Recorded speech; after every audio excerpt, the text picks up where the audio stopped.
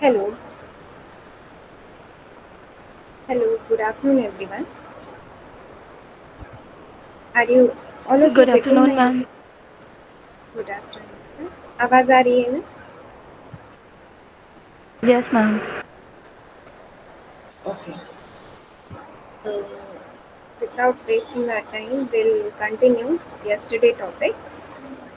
कल हम पढ़ रहे थे रेस्पिरेटरी सिस्टम, राइट? जिसमें कि मैंने आपको रेस्पिरेटरी सिस्टम की एनाटॉमी पूरी बता दी थी. अप टू लंग्स हमारा हो गया था. ओके, एक 1 minute I will share the presentation. Respiration क्या होता है? Exchange of gas between the environment and the और ब्लड. ओके, सो मैंने बताया था आपको शॉर्ट में कि इन दो टाइप के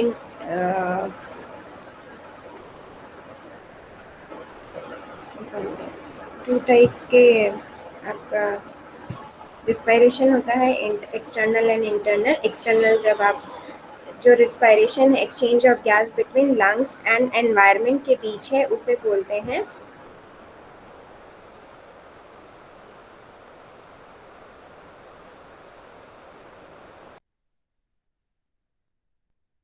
एल्विलॉय में. जो कैपिलरीज हैं, जो ब्लड से और टिश्यूज के बीच में जो एक्सचेंज ऑफ गैस है, उसे बोलेंगे इंटरनल रिस्पायरेशन. ओके, तो this all thing we have discuss. Structure देख लिया था. एंड कौन कौन से ऑर्गन होते हैं? सबसे पहले नोज, नेसल कैविटी, देन आपका आता है फेरिंग्स.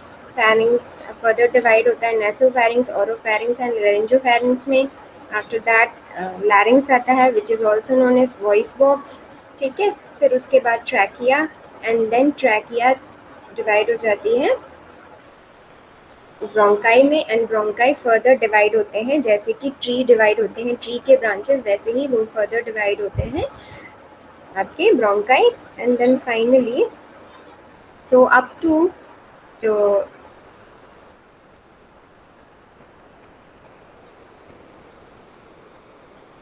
ठीक है, up to this we all have yesterday I have discussed. ठीक है, so now comes to the lungs का भी हमने एनाटॉमी पढ़ लिया था, मैं रिपीट नहीं कर रही हूँ. नाउ डायरेक्टली अगर किसी को कोई डाउट है तो पूछ लो, otherwise I will start the alveoli. ठीक है, एल्विलॉय कुछ पूछना है कल कल से related?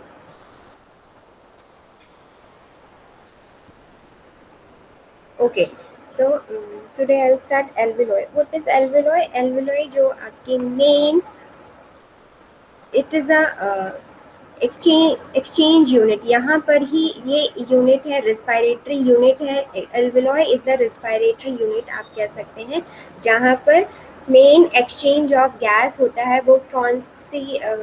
This is the alveoli is the portion. Alveoli is the space where the exchange of gases takes place. Okay, so alveoli when the conducting zone end at the terminal bronchioles. कल मैंने बताया था कि दो functionally दो type में दो उसमें डिवाइडेड होता है आपका रेस्पिरेटरी. पहला कंडक्टिंग रिस्पायरेटरी सिस्टम, एंड दूसरा आपका है कौन सा? This respiratory bronchioles. ठीक है, सो रेस्पिरेटरी सिस्टम में जो कंडक्टिंग में था वो अप टू जो टर्मिनल ब्रोंक्यूल्स था, अप टू दैट आता है आपका कंडक्ट, मतलब सिर्फ एयर को कंडक्ट करना है. वाइल उसके आगे जो भी ऑर्गन्स हैं, जो भी ऑर्गन के पास हैं, that comes under your respiratory zone. तो कौन कौन से होते हैं? रेस्पिरेटरी ब्रोंक्यूल्स, उसके बाद आता है आपका टर्मिनल ब्रोंक्यूल्स, के बाद आता है रेस्पिरेटरी ब्रोंक्यूल्स. रेस्पिरेटरी ब्रोंक्यूल्स के फर्दर डिवाइड होता है एल्वियोलर डक्ट में, एल्वियोलर डक्ट एल्वियोलर सैक में, एंड देन एल्वियोलाई. इसको स्ट्रक्चर से देखते हैं इससे. ठीक है, सभी को ये स्ट्रक्चर दिख रहा है? Clear? Yes, ma'am. Okay, so up to हमने टर्मिनल ब्रोंक्यूल तक कल पढ़ लिया था. जो लंग्स में ये टर्मिनल ब्रोंक्यूल हैं, देन टर्मिनल ब्रोंक्यूल्स में फर्दर जब डिवीजन होता है तो उसके जो फर्दर डिवीजन है उसे बोलते हैं रेस्पिरेटरी ब्रोंक्यूल्स। ठीक है, ये है आपकी रेस्पिरेटरी ब्रोंक्यूल्स।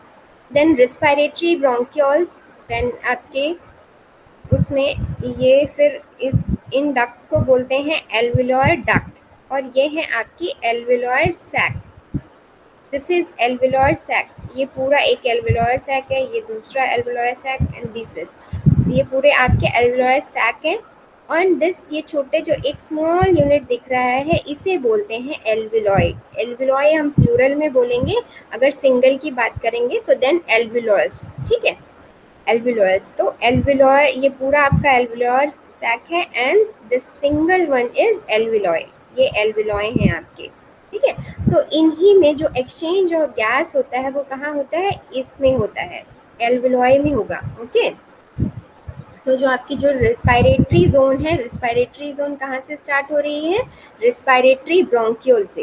ये रेस्पिरेटरी ब्रोंक्यूल से फिर ये आपकी फर्दर डिवाइड होके क्या एल्वियोलर डक्ट बनाती है, एंड देन एल्वियोलर डक्ट, ये एल्वियोलर सैक में बहुत सारे एल्वियोलॉय होते हैं जहाँ पर एक्सचेंज ऑफ गैसेस होते हैं। ठीक है, आप इनको देख रहे हैं, ये आपके जो ये ब्लड वेसल्स हैं, पल्मोनरी वेन्यूल, ठीक है, एंड दिस पल्मोनरी आर्ट्रियोल। ठीक है, सो ये देख आप ये स्ट्रक्चर्स को देख के आपको समझ आ रहा होगा कि ये एल्वियोलॉय को इन्होंने पूरा ऐसे जैसे कि कवर कर रखा हुआ है, नेट लाइक स्ट्रक्चर, ये नेट लाइक स्ट्रक्चर दिख रहा है पूरा, ये ऐसे एल्वियोलॉय कवर होते हैं। Okay, these in alveolis in capillaries से, ब्लड कैपिलरी से सारी ये एल्वियोलॉयज कवर होते हैं। ओके, और इन्हीं में देन ये जो एक्सचेंज है फाइनली, जो आपका जो एक्सटर्नल एक्सचेंज हम बात कर रहे थे, जो एक्सटर्नल एक्सचेंज होता है, एक्सटर्नल रिस्पायरेशन होता है, वो इन्हीं ब्लड कैपिलरीज और एल्वियोलॉय के बीच होता है। Okay, so this is the exchange between this blood capillaries and this alveoli is known as your external respiration. Okay, तो इससे समझ आ गया, ये क्लियर हो गया डायग्राम एवरीबडी?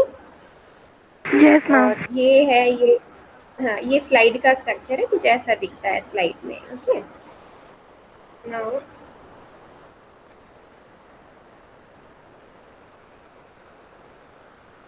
सब, अब इस एक एल्वियोलॉयस की बात करते हैं हम, सिंगल की। सो कुछ इस टाइप से हैं, ये एल्वियोलॉय है, एल्वियोलॉयस है, एल्वियोलॉयस एक की, क्योंकि हम एक की बात कर रहे हैं। देन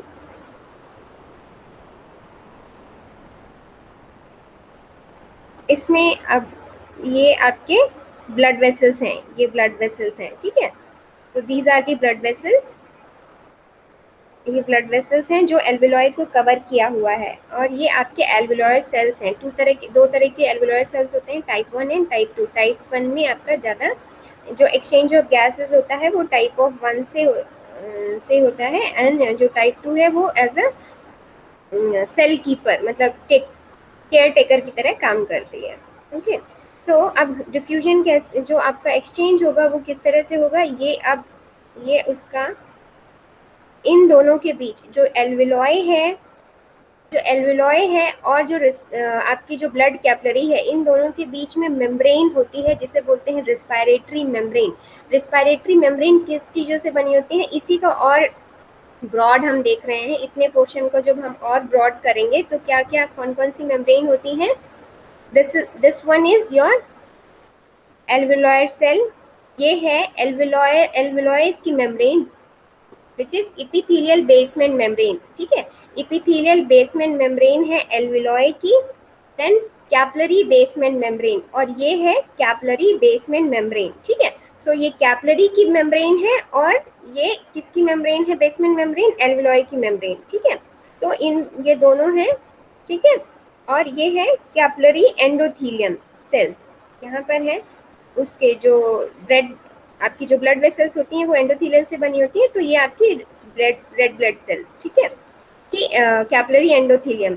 सो ये तीनों मिलके आपका क्या बनाते हैं, रिस्पायरेटरी मेम्ब्रेन बना रहे हैं। ओके, तो जो डिफ्यूजन होता है, जैसे ही आपने ऑक्सीजन इनहेल किया सो ऑक्सीजन की कंसंट्रेशन एल्वेलॉय में ज़्यादा होगी एज कंपेयर टू दिस आपकी जो ब्लड कैपलरी है। ओके, सो सिंपल डिफ्यूजन से जो ऑक्सीजन, सिंस यहाँ पर कंसंट्रेशन ऑक्सीजन की ज़्यादा है तो वो डिफ्यूज होके कहाँ जाएगी, ब्लड वेसल में। ओके, और ब्लड वेसल में कार्बन डाइऑक्साइड की कंसंट्रेशन ज़्यादा है तो वो डिफ्यूज होके आ जाएगी आपकी एल्वेलॉयज में। ये डिफ्यूजन प्रोसेस जब तक होगा दोनों तरफ कंसंट्रेशन दोनों गैस का सेम ना हो जाए। ओके, सो सिंपल, इसीलिए सिंपल डिफ्यूजन से जो ऑक्सीजन है वो आपकी ब्लड वेसल्स में जाएगी और जो ब्लड वेसल्स से कार्बन डाइऑक्साइड जिसमें ज़्यादा होती है वो आपकी एल्वेलॉयस में आ जाएगी। ठीक है, एंड देन ये जो कार्बन डाइऑक्साइड है आप एक्सहेल कर देते हैं। ठीक है, देन ये एल्वेलॉय जाएगी, फिर फर्दर वापस है उसी रूट से वापस ये आप एक्सहेल थ्रू नोज एक्सहेल कर देते हैं। समझ आ गया बेटा ये डायग्राम कैसे होता है, कहाँ होता है? Yes, ma'am. ठीक है, so this alveoli is the main respiratory unit of lungs.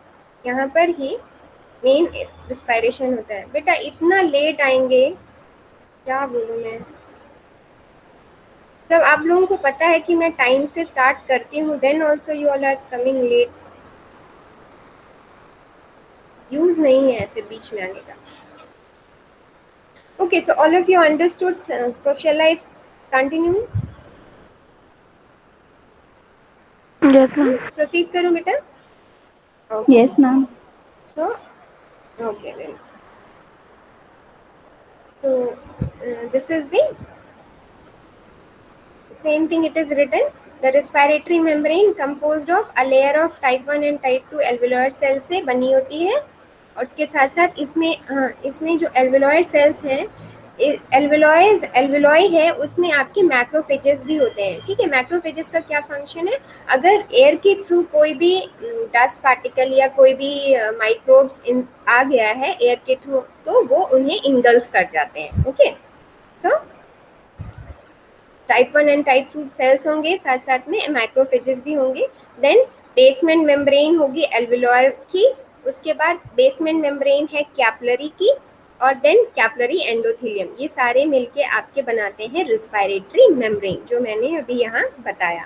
ठीक है, ये एल्वेलॉय के सेल, देन ये बेसमेंट मेम्ब्रेन, देन ये बेसमेंट मेम्ब्रेन है आपकी उसकी कैपलरी की, and then epithelial cells, endothelial cells of capillary. Okay, so ये चारों सब मिलके बनाते हैं रिस्पायरेटरी मेम्ब्रेन, जहाँ पर मेन जो डिफ्यूजन है, जो एक्सचेंज हो रहा है इस मेम्ब्रेन के थ्रू होता है। ओके, सिंस ये लीकी होते हैं इस वजह से और ये गैस इजीली डिफ्यूज आउट हो जाते हैं। Okay, now blood circulation supply to the blood enter the lungs via pulmonary artery.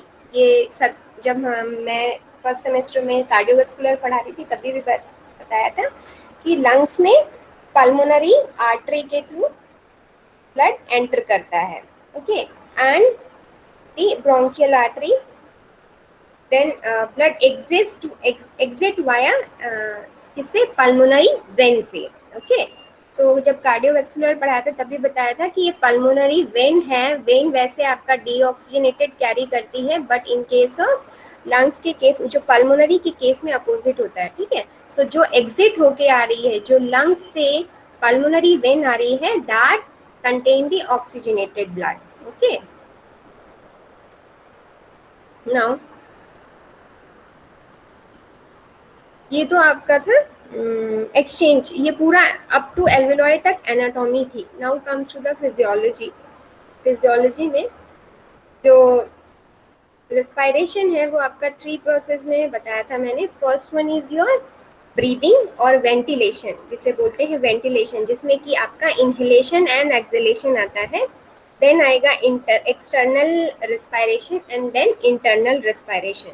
ठीक है, तो अगर आप लोगों से क्वेश्चन पूछा जाता है right the physiology of respiratory system, तो आपको सिर्फ ब्रीदिंग नहीं लिखना है, सिर्फ वेंटिलेशन नहीं लिखना है। काफ़ी क्या है स्टूडेंट्स, लास्ट टाइम क्या काफ़ी स्टूडेंट्स बहुत बार ऐसा करते हैं कि वो सिंपल इनहेलेशन और एक्सहेलेशन को लिख देते हैं, दैट इज मतलब आपका इनकम्प्लीट आंसर है। ओके, द पूरा जो आपका एक्सचेंज, जो पूरा जो जो पूरा रिस्पायरेशन का जो मैकेनिज्म है वो अप टू इंटरनल रिस्पायरेशन तक है।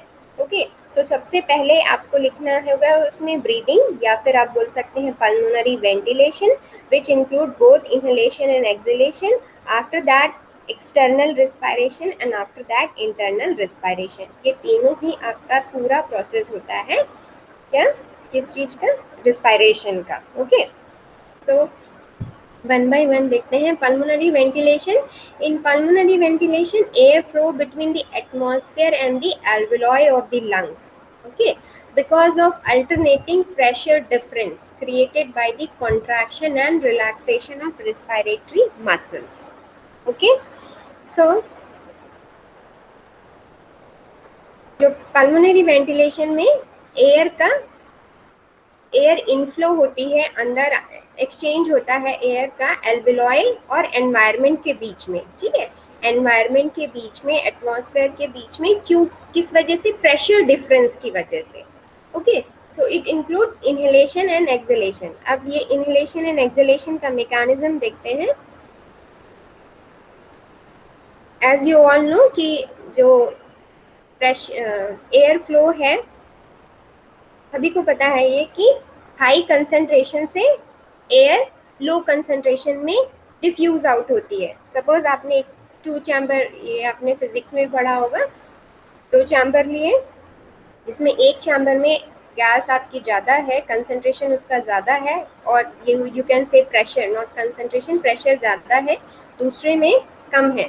ओके, सो वो, और उनके बीच में अगर कोई भी उस दो जो आपके कंपार्टमेंट है उनके बीच में अगर कोई भी स्पेस है, तो एयर आपकी हाई प्रेशर से लो प्रेशर की तरफ डिफ्यूज होगी, मूव होगी, जब अप टू जब तक कि बैलेंस दोनों साइड जो प्रेशर है वो इक्वल ना हो जाए। ये सभी को पता ही है। ओके, सो इसी बेस पे मैकेनिज्म, इसी बेस पे आपका इनहेलेशन और एक्सहेलेशन इन्वॉल्व होता है। ओके, तो muscles of inhalation and exhalation, कौन कौन सी मसल्स इन्वॉल्व होती हैं, ये एक बार इस डायग्राम से देखते हैं। तो muscles which is involve in inhalation includes your diaphragm, ये डायफ्राम है, डायफ्राम, एंड देन ये एक्सटर्नल इंटरकोस्टल मसल्स, ये जो आपके रिब्स हैं इनके बीच में मसल्स होते हैं, एक्सटर्नल और इंटरनल इंटरकोस्टल मसल्स। तो जो इनहेलेशन है उसमें डायफ्राम का रोल होता है और साथ साथ में एक्सटर्नल इंटरकोस्टल मसल का रोल होता है। ओके, नॉर्मल ब्रीदिंग में। और जब डीप ब्रीदिंग हम करते हैं या डीप इनहेलेशन करते हैं, फोर्सफुली इनहेलेशन करते हैं, तो क्लेनिडोमेस्टोइड का भी रोल होता है ये। ठीक है, मेस्टोइड मसल्स, ये जो यहाँ पर है, इनका भी इन्वॉल्वमेंट होता है when we are doing forceful inhalation. समझ आ गया? और देन एक्सहेलेशन मसल्स में कौन इन्वॉल्व है, आपके डायफ्राम, ठीक है, और साथ साथ में इंटरनल इंटरकोस्टल मसल्स, ठीक है, एंड एक्सटर्नल ऑब्लिक मसल्स, ठीक है, और साथ साथ में ये आपके एब्डोमेन, जो एब्डोमेन की मसल्स हैं वो भी इन्वॉल्व होती हैं इन केस ऑफ फोर्सफुल। ठीक है, तो इस ये है, ये मसल्स इन्वॉल्व हैं। Now comes to the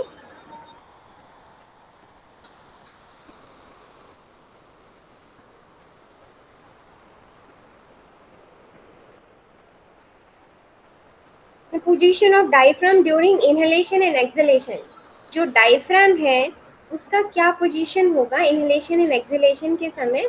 inhalation के समय, inhalation, when we are doing inhalation, तो जो ये डायफ्राम है आपकी क्या है, डायफ्राम नीचे हो जाती है, एक्सटेंड हो जाती है, फ्लैट थोड़ी सी, वैसे आपकी कर्व है डायफ्राम, मगर ये फ्लैटन हो जाएगी।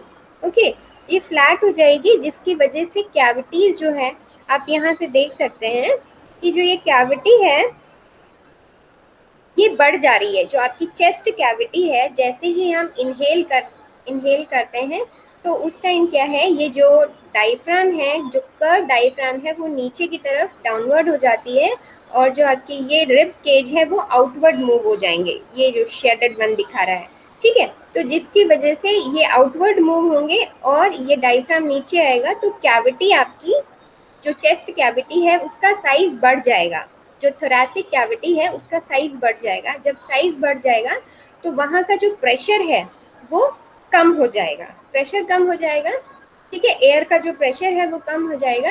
इसी वजह से तब हम इंस्पायर करते हैं, क्योंकि अंदर का जो प्रेशर है, जो थोरैसिक कैविटी है, उसका प्रेशर कम हो गया है as compare to the outside. Okay, so then we will inhale, तब इनहेल करते हैं। और एक्सहेल में क्या होता है, वापस जो डायफ्राम है वो अपनी पोजीशन में चली जाती है और जो ये आपके ये रिब केज है वापस अपने पोजीशन में आ जाते हैं। सो यहाँ पर फिर प्रेशर क्या है, ज़्यादा हो जाएगा as compare to the outside. Okay, so जिसकी तो फिर क्या होता है, एक्सपायरेशन, क्योंकि यहाँ प्रेशर ज़्यादा है, बाहर कम है, सो दी एक्सपायर्ड दी एयर। समझ आया बेटा कैसे इंस्पायरेशन एंड एक्सपायरेशन है? अच्छा, इनहेलेशन या फिर इंस्पायरेशन एक ही चीज़ है, ठीक है। इनहेलेशन इनहेल करना, एयर को अंदर की तरफ लेना, मतलब बॉडी में लेना, ओके, और इंस्पायरेशन भी बोलते हैं, या फिर एक्सहेलेशन या फिर एक्सपायरेशन, ठीक है। एक्सहेल करना, एयर को नोज के थ्रू आउटसाइड दी बॉडी आपको निकालना, या फिर एक्सपायरेशन भी बोलते हैं, ओके। काफ़ी लोगों को ये नहीं पता होगा इसलिए मैंने क्लियर कर दिया। So same thing what I ever explain, same thing is written in this diagram as well as with this content, ठीक है। ये आपका नॉर्मल, ये डायग्राम सभी को दिख रहा है? Yes, ma'am. Okay, so this is your normal condition है, मतलब ना इंस्पायर कर रहे हैं ना एक्सपायर कर रहे हैं, एयर को नॉर्मली है। सो एटमॉस्फेयर प्रेशर कितना है, कितना होता है, 760 mmHg, ओके। और इनसाइड एल्वियोलार के अंदर भी प्रेशर आपका 760 mmHg है, ओके। सो एल्वियोलार का भी प्रेशर सेम है और इसका भी प्रेशर सेम है। सो इस वजह से, और डायफ्राम भी रिलैक्स है, सो इधर पर डायफ्राम रिलैक्स है और दोनों एटमॉस्फेयर और एल्वियोलाई का प्रेशर सेम है, इसीलिए यहाँ पर कोई भी इंस्पिरेशन एक्सप्रेशन मतलब एयर फ्लो नहीं होगी, no air flow, okay. Now अब यहाँ देखते हैं इंस्पायरेशन ड्यूरिंग इनहेलेशन। इनहेलेशन क्या होता है, डायफ्राम जो अभी मैंने बताया सेम थिंग यही है। डायफ्राम क्या है आपकी, ये डायफ्राम है, नॉर्मल पोजीशन ये है डायफ्राम की, ये कर्व शेप की। ये क्या करती है, कॉन्ट्रैक्ट करती है और नीचे आ जाती है, ओके। कॉन्ट्रैक्ट करके ये फ्लैट हो जाएगी, नीचे आ जाएगी, ओके।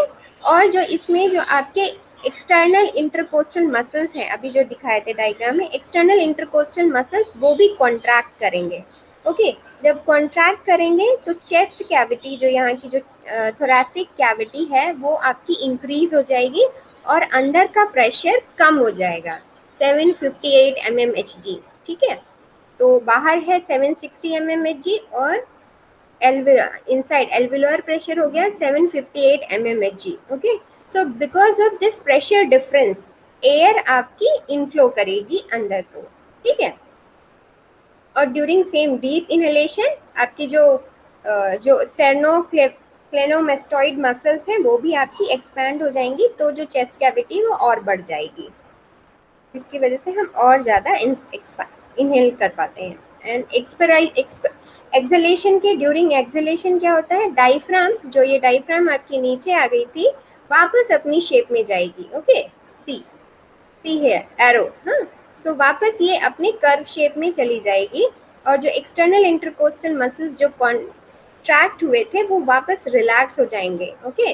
सो मतलब रिकॉइल हो जाएंगे, अपनी पोजीशन में चले जाएंगे, जिसकी वजह से जो प्रेशर इनसाइड है वो बढ़ जाएगा, दैट इज कितना, 762 mmHg, वाइल बाहर कितना है, 760 mmHg, okay. So because of this pressure difference, जो अंदर प्रेशर ज़्यादा है, यहाँ प्रेशर कम है, सो जो एयर होगी आपकी आउटफ्लो होगी, ओके। समझ आ गया बेटा सभी को? क्लियर? दिस पल्मोनरी वेंटिलेशन समझ आया? Yes, ma'am. Okay, and this one is important, आपको डायग्राम के साथ समझाना है, ठीक है? भले ही आप ये ह्यूमन बॉडी का स्ट्रक्चर ना बनाएं, बट ये लंग्स और ये इनका ये जो डायफ्राम है, कैसे चेस्ट कैविटी कैसे बढ़ रही है, कम हो रही है, प्रेशर क्या है, इसके उसके अकॉर्डिंगली आपको ये एक्सप्लेन करना है। Okay, now lungs volume and capacity बाद में देखेंगे।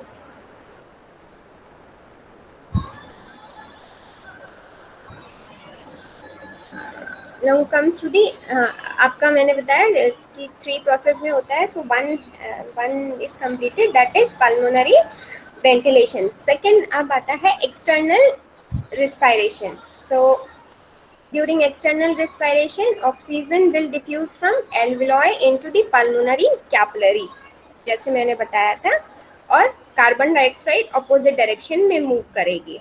Okay, during internal respiration, oxygen will diffuse from systemic capillary into the tissue. So इस डायग्राम से इस चीज को समझते हैं। ये डायग्राम सभी को दिख रहा है?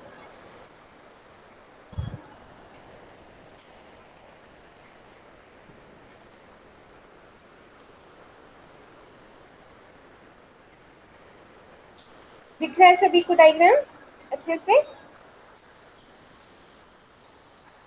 तो एज वी नो दैट, अब सभी को ये भी पता है कि अगर एक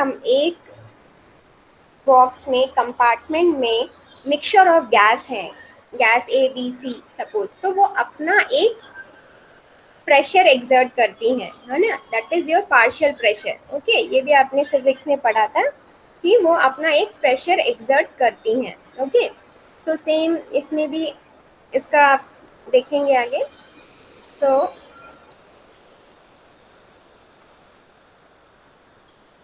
आपने जैसे ही एयर को इनहेल किया, देन इनहेल, जो एटमॉस्फेरिक एयर है उसमें जो पार्शियल प्रेशर है, पार्शियल प्रेशर का ऑक्सीजन का कितना है, 159 mmHg, और कार्बन डाइऑक्साइड का कितना है, 0.3 mmHg। वाइल जो आपका एल्विलॉय है उसमें कितना पार्शियल प्रेशर है ऑक्सीजन का, 105, और कार्बन डाइऑक्साइड 40 mmHg। तो इधर से आपको समझ आ रहा होगा कि एटमॉस्फेयर में ऑक्सीजन ज़्यादा है और आपके एल्विलॉय में ऑक्सीजन कम है, वाइल कार्बन डाइऑक्साइड एल्विलॉय में ज़्यादा है और एटमॉस्फेयर में ऑफकोर्स कम है।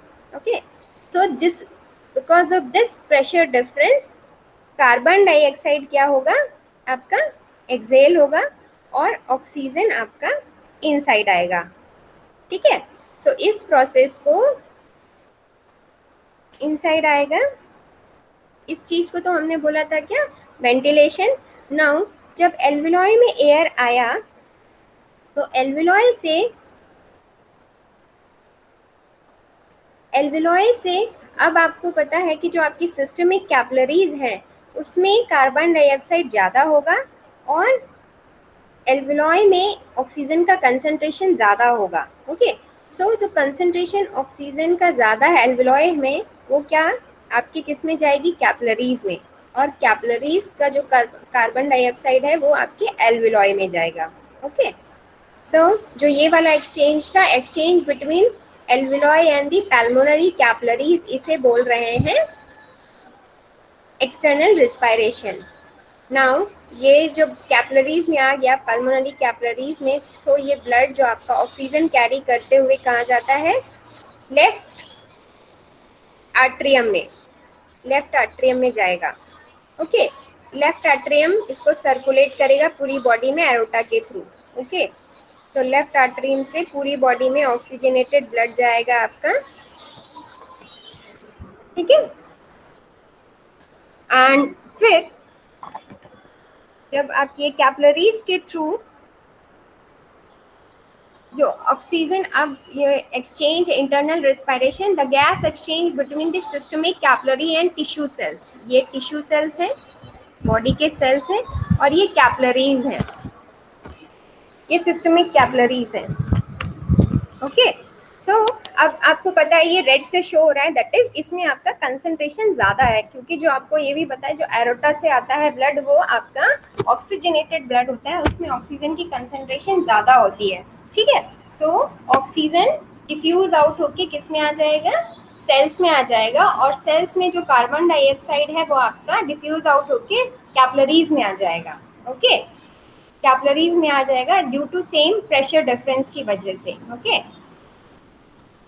ठीक है, देन आपका ये सिस्टमिक कैपिलरीज के थ्रू कहाँ जाता है, कहाँ जाता है, लेफ्ट आर्ट्रियम में। ओके, लेफ्ट आर्ट्रियम में, लेफ्ट आर्ट्रियम से पूरा आपका फिर ये सर्कुलेट हो, लेफ्ट आर्ट्रियम से जाएगा पल्मोनरी आर्टरी में, और पल्मोनरी आर्टरी से फिर फाइनली आपका पल्मोनरी आर्टरी कहाँ जाती है, लंग्स में जाती है, जो कैरी करती है डीऑक्सीजनेटेड ब्लड, मतलब जिसमें कि कार्बन डाइऑक्साइड की कंसंट्रेशन ज़्यादा होती है, और फिर ये कार्बन डाइऑक्साइड आपकी पल्मोनरी कैपिलरी से डिफ्यूज आउट हो जाती है, जिसमें एल्वियोलाई में। ओके, सो जो तो इस जो कैपिलरीज और एल्वियोलाई के बीच में जो एक्सचेंज था उसे बोल रहे थे एक्सटर्नल, और जो कैपिलरीज और टिश्यूज के बीच में है, सिस्टमिक कैपिलरीज और टिश्यू के बीच में एक्सचेंज है, उसे बोल रहे हैं इंटरनल रेस्पिरेशन। ये बार बार इसलिए बोल रही हूँ क्योंकि ये उसमें आपके वन वर्ड वगैरह इस टाइप में मल्टीपल चॉइस में इस टाइप से पूछते हैं। ओके, तो ये समझ आया बेटा सभी को? Yes ma'am. पूरा फिजियोलॉजी सबको क्लियर हो गई, कैसे ऑक्सीजन आता है, कैसे चेंज होता है, डिफ्यूज होता है? मैंने अपने Yes, पे ma'am. तो अच्छे से समझाने की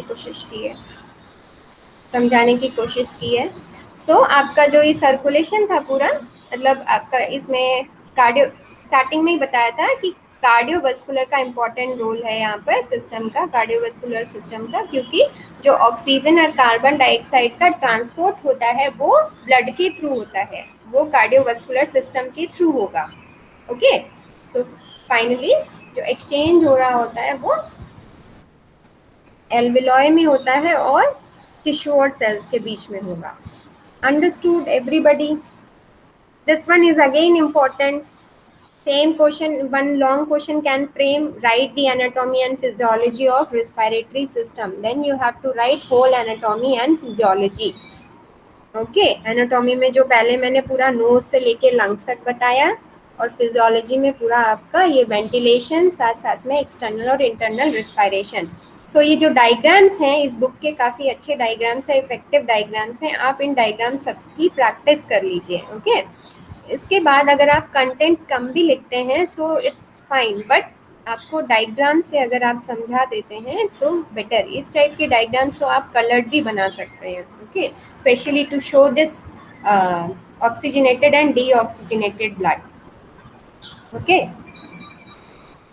so everybody understood up to this?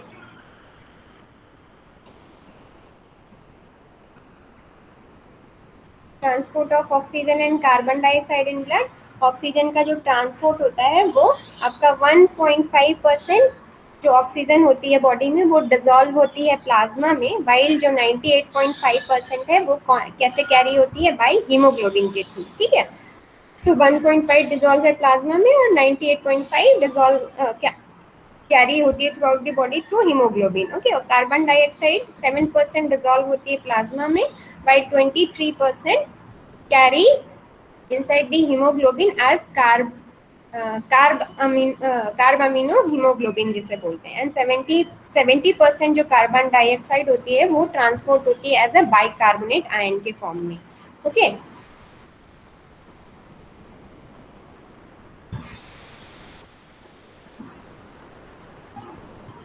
okay, so this I think everybody understood up to this. In next class I'll continue, one more class I'll take for respiration, in which I will complete this portion. Okay, in which I'll cover the volumes and capacity as well as the control of respiration. Again this control of respiration is very important question. ठीक है, 45 marks question. This control of respiration or regulation of respiration is important. Okay, so in next class I'll discuss this. Okay, anybody have any doubt till now, whatever I taught?